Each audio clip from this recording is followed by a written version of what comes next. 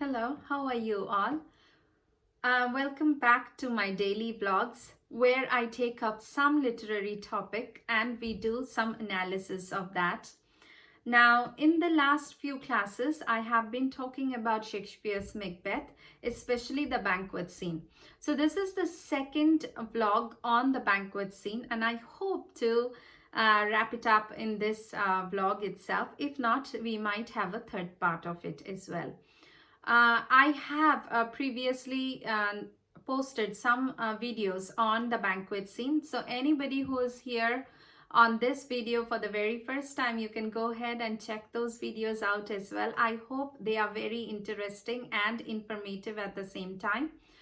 Again, I have to say the very annoying part again and again. That is, please subscribe to my channel. Please like and share my videos.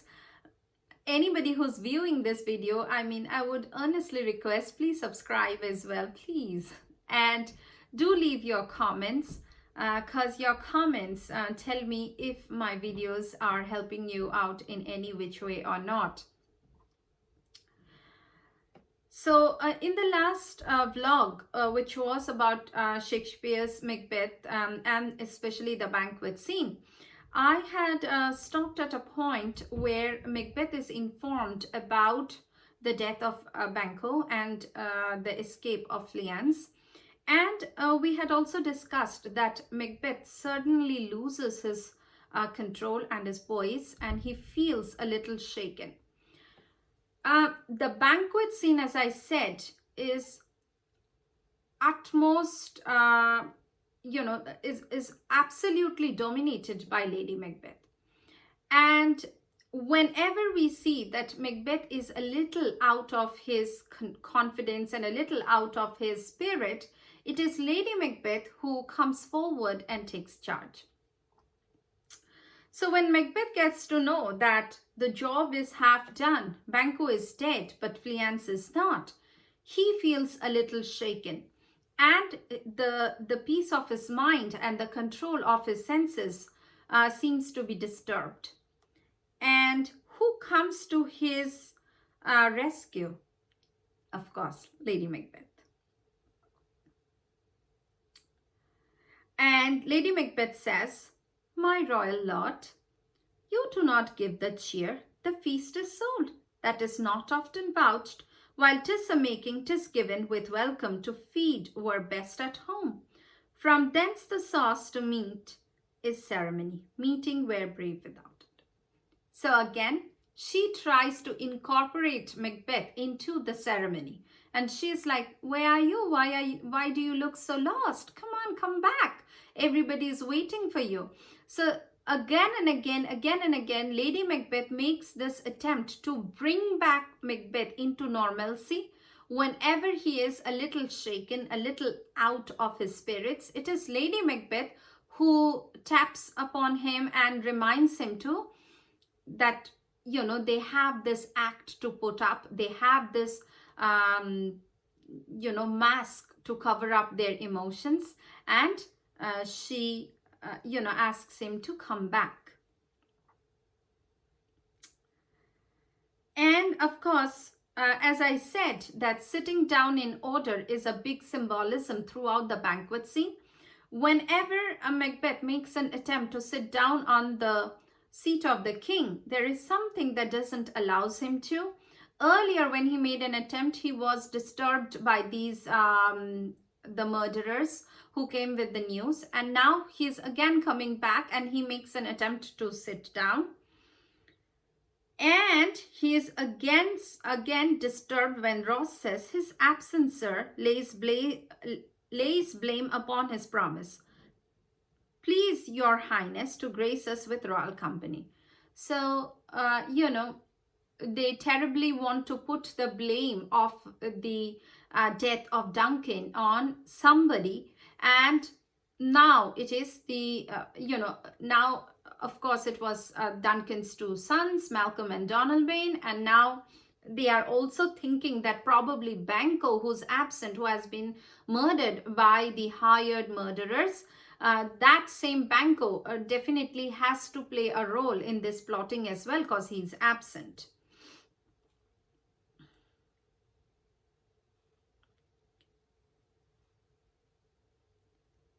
And they again ask Macbeth to sit, and Macbeth says, the table's full.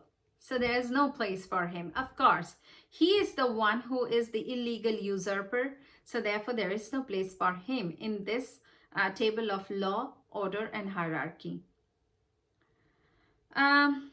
Which of you have done this? What, my good lord, you canst not say, I did it. Never shake thy gory locks at me. So, of course, Macbeth is seeing this apparition of Banquo's ghost. Now, many of us have come across this question that did Macbeth really see Banquo's ghost? Is there supernatural in this scene as well? Could be not. As I said, that it is very difficult to put a finite sentence as far as Shakespeare is concerned. Could be that he is visualizing Banquo's ghost. Supernatural is so common in Shakespearean tragedies. But it could also be a product of Macbeth's superior imagination.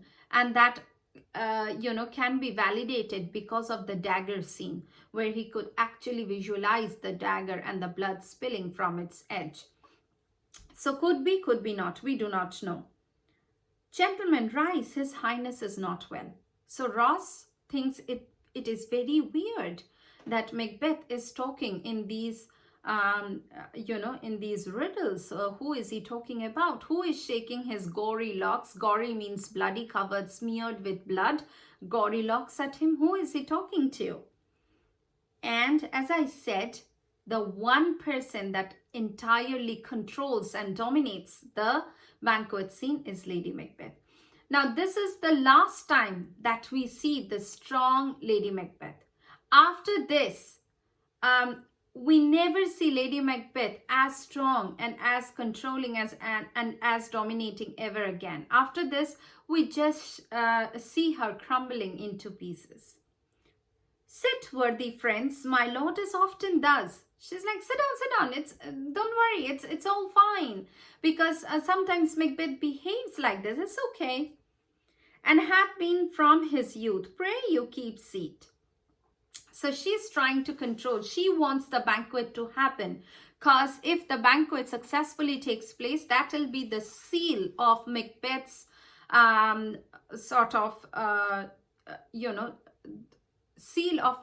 seal for Macbeth to express his claim over the throne. That will seal his claim forever. So in no way does Lady Macbeth wants this banquet to get disrupted. Okay. And then Lady Macbeth says, oh, proper stuff. This is the very painting of your fear.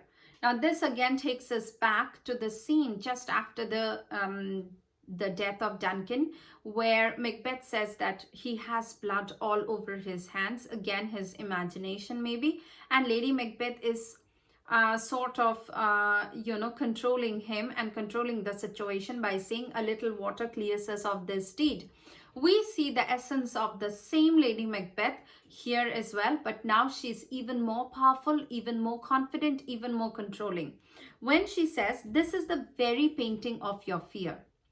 So, you have been that fearful and that thoughtful forever. And, you are just imagining it all over again. These flaws and starts, impostors to true fear, would well become a woman's story at a winter's fire. So she is even teasing the masculinity of Macbeth. And she's like, you're so feminine when you are so scared of these apparitions. They are just the image of your imagination. They don't have any real standing. But Macbeth is absolutely shaken. He can see the gory locks of Banquo, blood-smeared Banquo, looking back at him. Prithee, see there, behold, look. How say you? Why, what care I, if thou canst not speak too? So he is so shaken at this point of time that he's trying his best to convince Lady Macbeth that, don't you see him there? He's right there. And then the ghost of Banquo vanishes and Lady Macbeth, what quite unmanned in folly. So she is trying to tease Macbeth, embarrass Macbeth. She is using every weapon in her armor to bring back the Macbeth of control and confidence, so that the banquet is not disturbed, the banquet is not disrupted, and Macbeth's claim over the throne is sealed forever.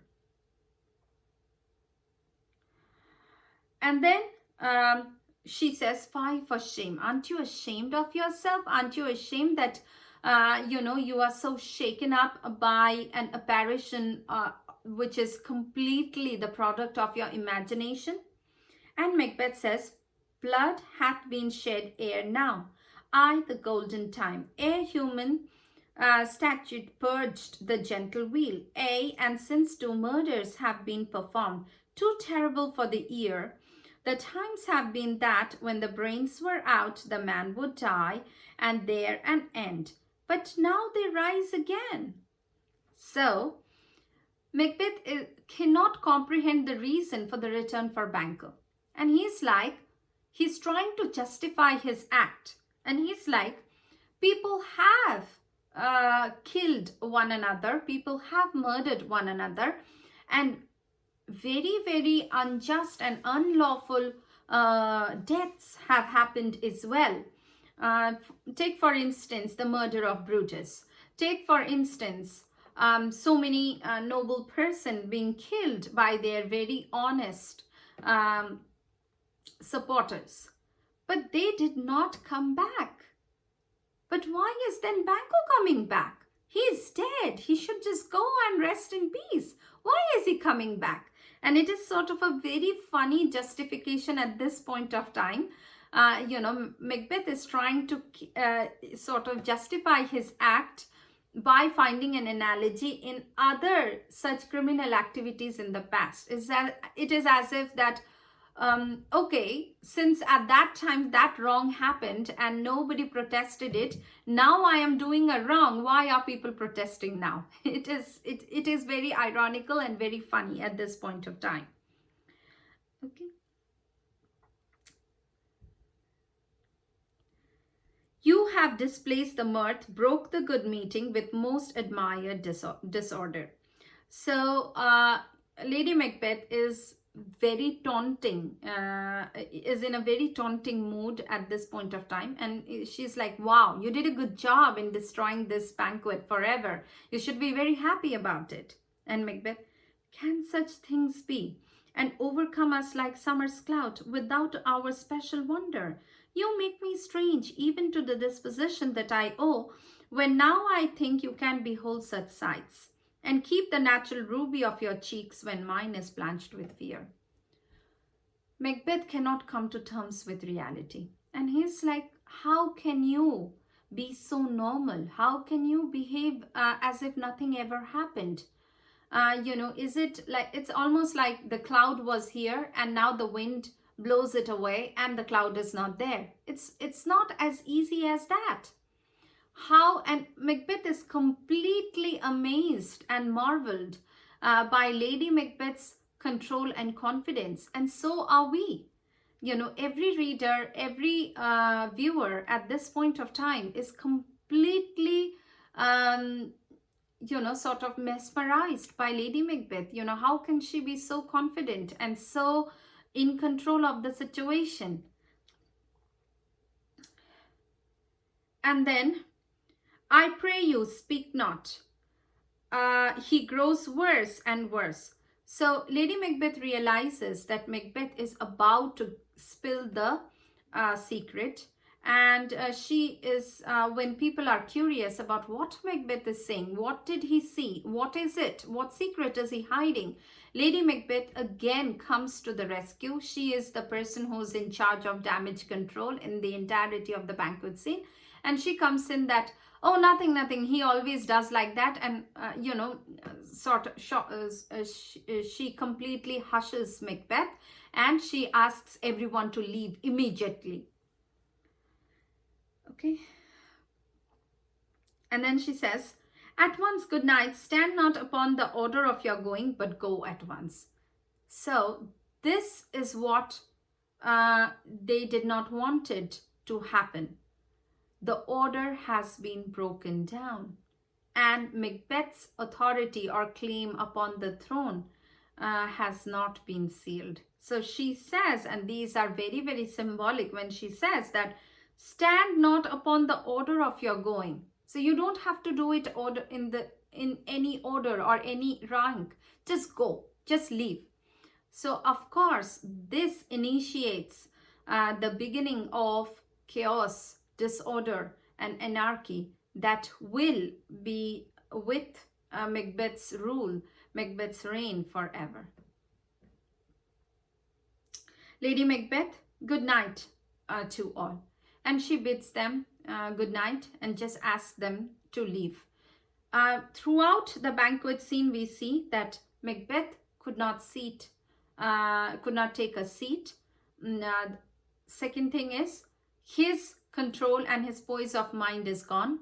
Lady Macbeth comes up as the sheer controlling force. And lastly, anarchy has been initiated when all the nobles just leave the banquet without even following their ranks or order. And then Macbeth says, it will have blood, they say. Blood will have blood. Stones have been known to move and trees to speak. Ogres and understood relations have by magpies and cups and rooks brought forth. The secretest man of blood, what is the night?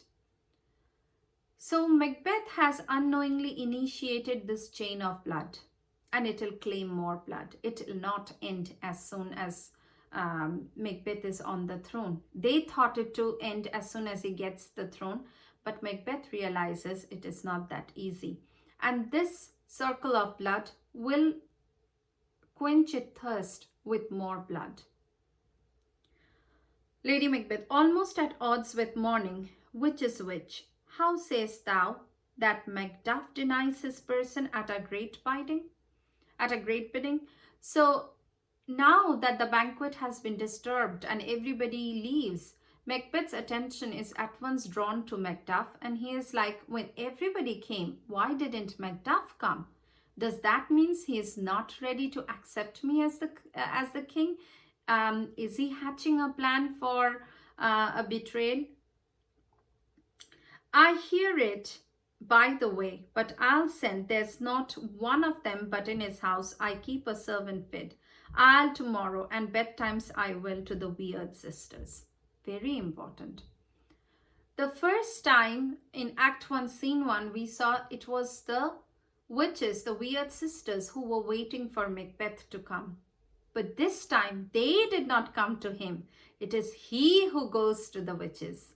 So we see that the corruption in his personality and in his character is complete right now. Now he seeks their help to know how the next steps must be taken. And then Lady Macbeth says, you lack the season of all nature's sleep. These lines are full of dramatic irony. Lady Macbeth is telling Macbeth that you haven't slept for a very long while. You need to sleep. You need to calm your senses. Whereas in the sleepwalking scene, we hear the nurse saying that Lady Macbeth cannot sleep herself. So it is as if these are very prophetic words that will come back to haunt Lady Macbeth herself. And in any questions which is addressed towards the dramatic irony of in Shakespeare's Macbeth, these instances should be pointed out and should be quoted. And Macbeth says, come will to sleep, my strange and self-abuse is the initiate fear that wants hard use. We are yet but young indeed. So Macbeth, again, these words are very prophetic, where Macbeth says, we are yet but young indeed. That means he is still young in this game of blood and power. So he still has to learn a lot from the weird sisters. He still has to, it's not enough. He's not done yet. He has a lot more villainy to show in the next coming days. So I keep it till here. That was the end of the banquet scene for you all. Please leave your comments once again. I'm repeating myself, could be a little repetitive and annoying. However, and this is a request, you know, I do take some effort to make these videos. I hope you like them. I hope you'll subscribe. I hope you comment. I have a lot of expectations, don't I? But please like, comment, and share my videos, and please let me know what are the other topics that you would like me to analyze. So thank you and bye.